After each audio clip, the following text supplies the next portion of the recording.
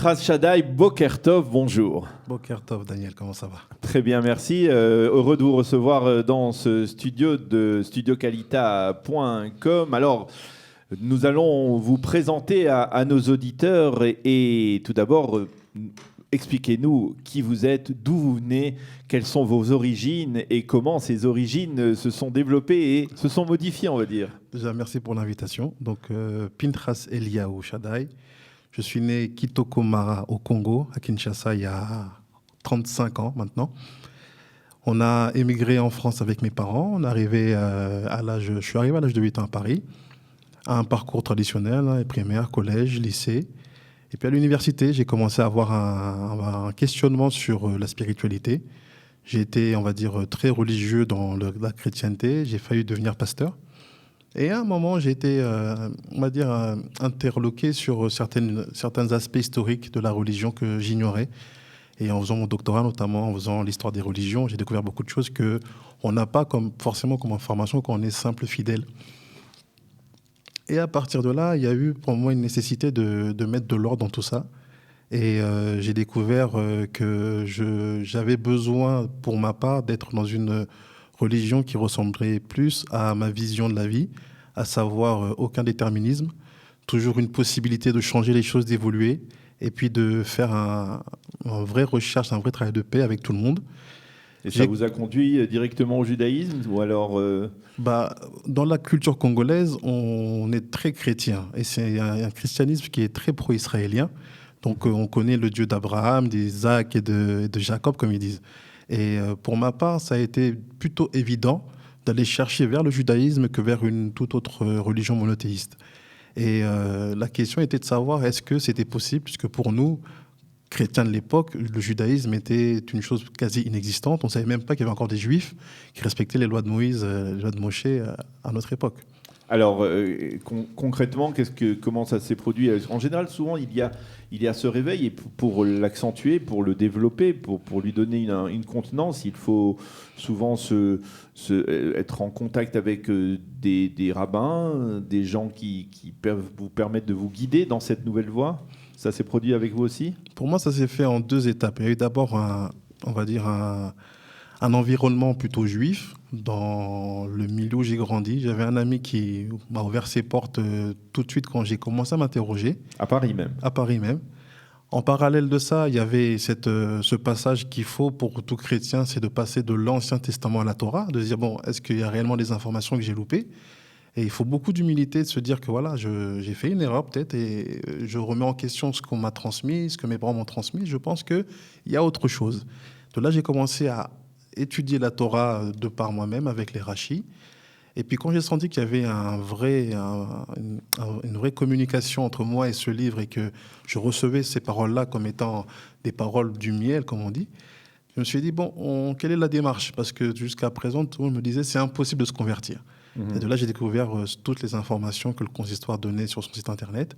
Et j'ai écrit mon courrier. Et j'ai attendu 6 mois pour avoir une réponse. Et j'ai été reçu à un premier entretien comme ça, préalable, avec le Ravel Facile à l'époque. Et voilà comment l'aventure a commencé. Alors, comment on développe cette identité juive pendant cette période où on n'est pas encore juif officiellement, et pendant cette période de transition? C'est très compliqué parce qu'en même temps, on a des exigences que le consistoire nous impose. On doit s'habituer à cette halakha, à cette Torah, à ces chagim, à ce Shabbat. Et en parallèle, on est entouré des personnes qui sont totalement ignorantes de ce que c'est que cette religion. Donc on doit jouer des deux côtés. Et pour ça, il y a une nécessité d'être très patient avec ceux qui ne comprennent pas et que les autres qui sont déjà dedans, donc les juifs de naissance, soient très patients avec nous. Parce qu'on a besoin de découvrir et de changer totalement tout un mode de vie. Et pour ma part, ça a été l'intégration dans une synagogue au Lila, avec un rabbin qui s'appelle Rav Yehoshua Shish, qui a été comme un père, vraiment dans le cheminement, dans la découverte des halachot, dans la découverte du limoud, dans la découverte aussi de la chassidoute par moment. Et ça m'a permis d'harmoniser tout ça. Et puis, 4 ans après, je pouvais me tremper au mikvé et devenir juif. Alors justement, je parlais tout à l'heure de la fête de Shavuot. Nous parlons pendant Shavuot, nous lisons la Megillah de Ruth, hein, bien entendu. Ruth qui est l'ancêtre du roi David et par la suite du Mashiach aussi. Ruth, pour se convertir, elle a dû simplement dire Amer Ami, Elokai Elokai. Mon Dieu est ton Dieu, mon peuple est ton peuple. C'est bien plus compliqué aujourd'hui. Est-ce que finalement, ça ne crée pas certaines tensions, de remise en cause, de questionnement, cette très longue quête du judaïsme prolongée, presque imposée, on va dire, par le consistoire, qui est peut-être moins longue en Israël lorsqu'elle se déroule en Israël. Ça, c'est pas difficile, ça suscite pas parfois des questionnements? Pour ma part, je dirais que ce laps de temps qui a été assez long a été plutôt bénéfique, dans la mesure où ça m'a permis d'avancer doucement dans cette religion, de ne pas aller trop vite, de ne pas me brûler les ailes. Et en parallèle de ça, je pense que, comme vous le dites, c'est très compliqué de nos jours de dire ton peuple est mon peuple et ton Dieu mon Dieu, et je quitte tout. Surtout quand on est au fin fond du 93 avec tout un background africain et des amis de tout horizon. Et c'est pour ça qu'à un moment, dans mon cheminement, un peu avant la fin de ma conversion, la Aliyah paraissait comme étant la solution. Pourquoi? Parce que j'aurais terminé un processus et après, il y a un cadre, on va dire, favorable à l'affermissement de cette Torah et puis au bon développement au sein de la communauté. Et je pensais que pour moi, Israël, c'était l'endroit idéal pour pouvoir, entre guillemets, faire une paix comme ça entre toutes ces identités, tout ce passé, ce futur et ce présent. Et ça a été le cas. C'est pour ça, un an après ma conversion, j'ai tout de suite cherché à faire la Aliyah. Alors, vous avez fait votre conversion en 2012, vous avez fait votre Aliyah en 2013, vous êtes en Israël depuis 4 ans. D'abord, quel est l'essentiel sont les essentiels de vos activités ici? Ici, c'est totalement du limoud. Je suis inscrit à la yeshiva. Ça fait 2 ans maintenant, mais avant, j'ai continué un peu mes activités, on va dire, économiques entre l'Afrique et Israël, parce que j'ai aimé beaucoup importer toute cette technologie israélienne, que ce soit au niveau de l'agriculture, de l'eau, du soleil. Ça, parce que parallèlement à votre processus de conversion, vous aviez une activité professionnelle? Oui, oui, on est obligé, parce qu'il faut à un moment avoir un domicile à soi, avec tout ce qu'il faut en cache-route et bien entendu. Donc on ne peut pas rester chez les parents, c'est compliqué. Donc j'avais mon studio, donc faut bien subvenir à ses besoins entre ça et le doctorat, on n'a quasiment pas de... Comment la famille a accepté ce changement? Moi, je vous l'ai dit, j'ai beaucoup de chance. J'ai des parents qui sont très, très compréhensibles et qui ont toujours eu une grande confiance à ce fils que j'étais, qui a toujours fait preuve de sagesse et de calme dans ses choix. Donc quand j'aurais présenté le judaïsme comme étant ma solution, ils m'ont dit, tant que tu sers Dieu et que tu fais pas des ch'touillottes, entre guillemets, on accepte. Peu importe, surtout si c'est le judaïsme, on n'a aucun problème, c'est le peuple choisi par Dieu. Donc de là, ils m'ont fait confiance et ça m'a permis aussi de bien avancer avec le plus grand sérieux dans ce processus. Et puis en Israël, ça a été plutôt, on va dire, la volonté de me coller à la Torah et de la faire mienne, de vraiment me trouver mon chemin dans cet aspect-là. Et pour ça, il a fallu être un peu patient au début. Donc au début, c'est du professionnalisme, on voyage, on sort, on revient. Et puis à un moment, on trouve les Shiva. Alors on dit, vous savez on dit que celui qui arrive en Eretz Israël et qui s'y installe reçoit une sorte de nouvelle neshama, une nouvelle âme. Alors vous en avez reçu une nouvelle au moment de votre conversion. Est-ce que vous aviez le sentiment d'en recevoir une nouvelle encore, une troisième au moment de votre Aliyah? Ouais, j'en suis convaincu parce que celle que j'ai reçue pour la conversion, j'ai vu à quel point elle a été utile pour moi dans le cheminement de ma vie parisienne et dans la reconstruction de mes relations amicales avec mes amis familiales. Après, ici, il y a un besoin de s'adapter à la mentalité israélienne. Le niveau de Torah est colossal ici. À chaque coin de rue, tout le monde peut vous sortir des psukim ou du rashi ou des explications de Mefarshim qu'on a pu étudier. Donc, on a l'impression que c'est une terre qui respire la Torah et ça nous oblige à aller beaucoup plus haut. Et je pense que cette neshama-là qu'on reçoit en arrivant, elle aide justement à s'adapter, à être plus patient parce qu'il y a certains comportements israéliens qu'on n'est pas habitué en tant que Français. Mais on s'adapte, on est plus tolérant et on arrive à vivre bien son judaïsme et de manière totale. Et ça a été vraiment pour moi une bouffée d'air qui m'a beaucoup aidé. Est-ce que pour vous, ce n'était pas difficile de choisir un courant? Parce que vous savez que la société israélienne et même le judaïsme religieux a différents courants, plus orthodoxes, plus sionistes religieux, plus libéral. De choisir un courant, ça n'a pas été difficile? Ou alors est-ce que vous avez voulu prendre un peu de tous les courants? En fait, au début, j'étais dans une posture où je voulais prendre un peu tous les courants. Mais après, on se rend compte qu'au quotidien, ça peut être compliqué dans la pratique de la Torah elle-même. Mais étant donné l'amour que j'avais pour Eretz Israël, pour ce pays, et il m'a été plus, on va dire, j'ai eu un élan naturel pour tous ces mouvements qui, entre guillemets, savent marquer Yom Ha'atzmaut, savent marquer Yom Yerushalayim. Et ça ne m'empêche pas de garder ma kippa de Haredi sur la tête, au contraire, parce que j'ai de la famille, des amis Haredi. Donc, vous avez bien compris que c'était peut-être pas si important que ça, finalement. Exactement. Donc, j'ai choisi d'être bien, moi, dans ma pratique et dans ma transmission. Après, la société israélienne est ce qu'elle est, mais je pense que les gens qui la vivent de l'intérieur savent que ces différences-là sont plus marquantes à l'extérieur, mais à l'intérieur, on est un peuple uni qui fait face à beaucoup de situations. Alors, en Israël, vous avez retrouvé une activité professionnelle ?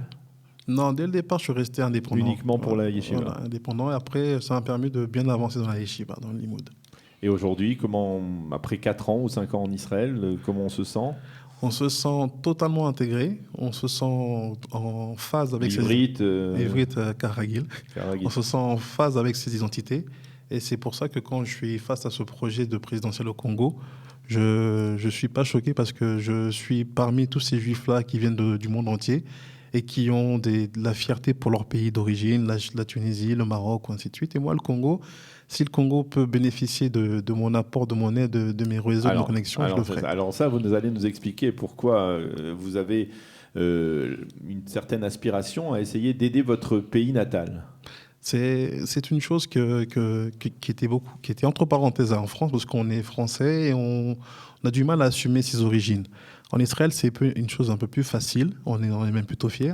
Et pour ma part, ça m'a permis de me reconnecter avec mes racines africaines, parce que j'ai beau être juif, mais on voit quand même que je ne suis pas du Maroc ou je ne suis pas né à la Goulette. Oui, donc, à partir de là, il y avait une nécessité d'être en phase avec mes identités. Et tous mes oncles et papas que j'appelle du Congo qui m'ont dit, regarde, tu as fait des études, tu as une certaine intelligence et tu es maintenant juif et tu es en Israël, tu ne peux pas ne pas essayer de faire quelque chose pour notre peuple. Regarde la situation dans laquelle on est.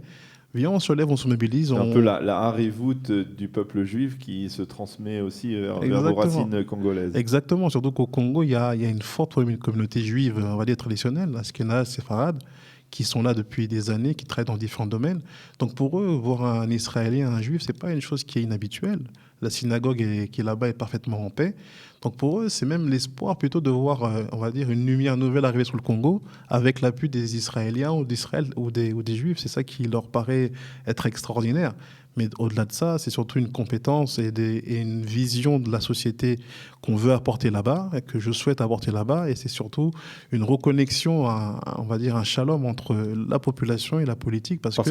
Quelle est la situation politique aujourd'hui dans ce pays ? En quelques mots, tous les strates de l'État sont anticonstitutionnels. Le président se maintient au pouvoir, les députés n'ont plus de mandat, les sénateurs n'ont plus de mandat.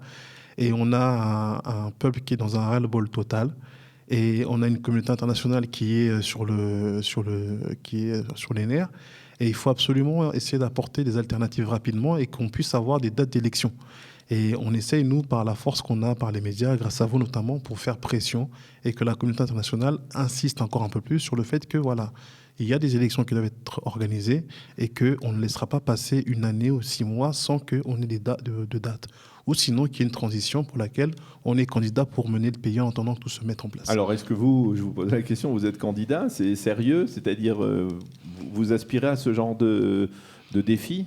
C'est tout à fait sérieux, c'est parce que c'est des choses qu'on a apprises, c'est du limoud, c'est une chose que j'ai étudiée aussi, c'est une pratique que j'ai eue aussi depuis longtemps. Ça fait depuis 2007 qu'on a investi sur le dossier congolais, donc on connaît la politique, j'ai étudié les sciences politiques, et l'essentiel c'est de venir avec un vrai projet. On a eu la chance de mettre un projet politique en place, qu'on sait comment financer. Donc à partir de là, je pense qu'on n'est pas moins crédible qu'un autre. Donc à nous de savoir être intelligents, mobiliser les forces comme il faut, et à l'intérieur comme à l'extérieur. On est un peu comme tous ces résistants qui sont, on va dire, opprimés et à qui on empêche d'exercer une activité d'opposition légale. Depuis l'extérieur, On se manifeste, on se bat. Alors on peut espérer que si vous êtes élu à la présidence du Congo, eh bien, les relations entre Israël et le Congo vont s'améliorer. Quelles sont-elles aujourd'hui? Est-ce qu'elles ce sont des relations cordiales? Il y a des relations diplomatiques établies? Il y a des relations diplomatiques, c'est pas la guerre, mais on sent qu'il y a de gros problèmes, on va dire, d'entente. Il y a un ambassadeur du Congo en Israël? Oui, mais avec une fonction, une activité très limitée, et vraiment on sent que c'est pas la priorité du Congo, et pourtant, tout ce qui se passe au Congo influe d'une manière indirecte sur Israël. Et on le sait, ceux qui connaissent un peu le dossier géopolitique le savent aussi. Et ce n'est pas un pays qui est négligeable pour Israël. Et c'est pour ça. D'autant plus qu'aujourd'hui, politiquement et diplomatiquement, l'État d'Israël revient, se réinstalle, on peut dire, renoue des relations diplomatiques avec de nombreux pays d'Afrique. On a vu Benyamin Netanyahou l'année dernière, en juillet dernier, rendre visite à plusieurs chefs d'État d'Afrique, en particulier d'Afrique occidentale. Bien sûr. Donc là, ici, il y aurait matière à redévelopper ou à renforcer ces liens. Il y a largement matière quand on connaît la position du Congo au niveau de sa position géographique et dans ce qu'elle est capable de faire en termes de minerais et en termes de sécurité sur la zone, sur cette région-là. Il y a beaucoup à parler, ce n'est pas le moment, mais en tout cas, Israël a des intérêts colossaux là-bas, ainsi que les Français et les Belges. C'est pour ça que nous, on s'appuie sur ce réseau-là pour mettre une pression colossale sur ce président et qu'il lâche les rênes et qu'on puisse redonner de l'espoir et de la vie à ces Congolais. Alors, je voudrais quand même, avant de terminer, revenir sur la fête de Shavuot. Oui. Qu'est-ce que vous ressentez en cette fête de Shavuot lorsque vous lisez, vous, personnellement, la Megillah de Ruth? Est-ce que vous parvenez, je suppose, à vous identifier parfaitement avec Ruth Moabite? Je m'identifie totalement parce qu'on a besoin de faire ce flashback chaque année pour savoir d'où on vient et où on va. Et moi, en relisant ce livre, je mesure à chaque fois la chance qui a été la mienne de sortir du Congo, d'arriver en France, de devenir juif et de profiter de la vie que j'ai aujourd'hui. Et ça me donne beaucoup d'humilité dans ce que j'ai et puis beaucoup de force dans ce que je dois atteindre. Eh bien, Pinchas Eliyahu Shaddai, merci d'avoir été avec nous. Merci d'être venu ici dans notre studio sur studiokalita.com pour nous parler donc de votre processus de conversion, de cette conversion qui vous a conduit du Congo jusqu'à Paris, de Paris jusqu'à Israël et qui pourrait peut-être même vous conduire à nouveau vers le Congo, vers les plus hautes instances du Congo. On vous souhaite bonne chance en tout cas dans toutes vos initiatives et Be'atzlacha. Chag Sameach à l'occasion de la fête de Shavuot, une fête dans laquelle nous marquons bien entendu la mémoire de Ruth Moabite, la mère des convertis, on peut dire, du peuple juif. Merci encore à vous d'avoir été avec nous. Shalom, shalom, Chag Sameach.